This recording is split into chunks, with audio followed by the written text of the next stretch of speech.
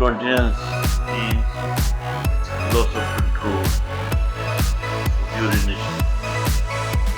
Person cannot hold his urine, his or her urine, whenever there is an urge to pass urine.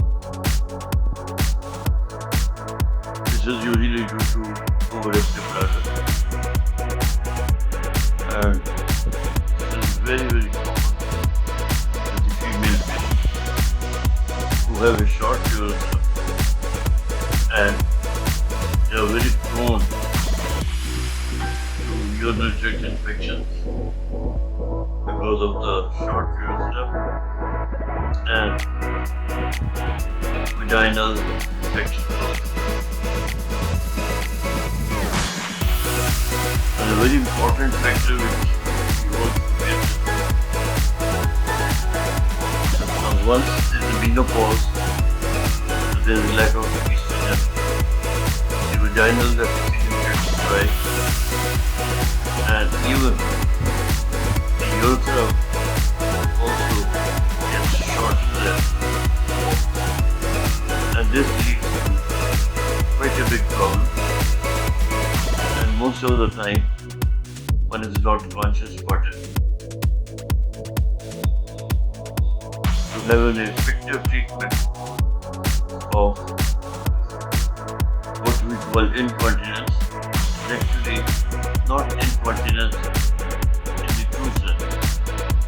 For most of the time, the patient passes urine when he or she is going to the bathroom. It's not exactly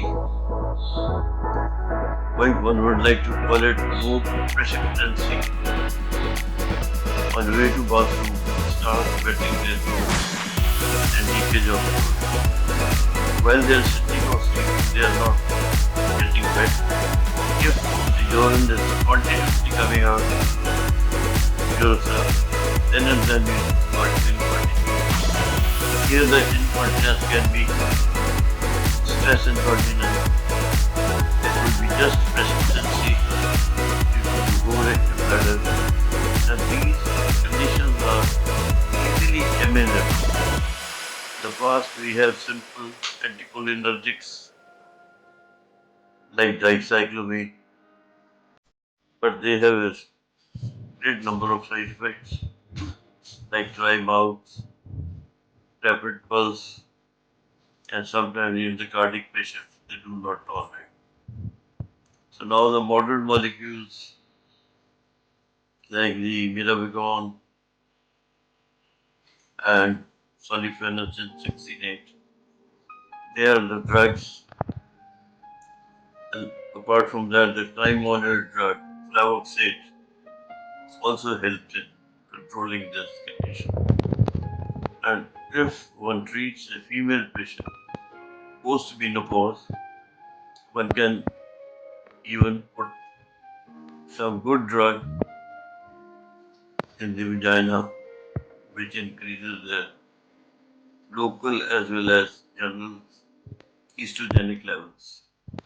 Even estrogenic levels can be increased with isoflavonoids derived from soya. They can also be helpful.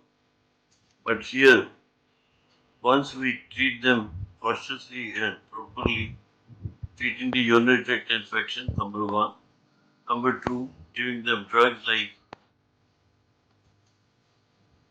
sulfenazine or mirabigon, one is likely to control the micturition and precipitancy. And most of the time, this yields very, very good results if properly administered and patient is made to understand that they should pass urine intermittently at appropriate time rather than wait for a longer time. So if these simple things are kept in mind, I think this can go a long way for a proper, good, dry life from a person who gets well giving you a wet clothes every time he passes you. I hope this should be sufficient for lay people to understand the basis. Thank you.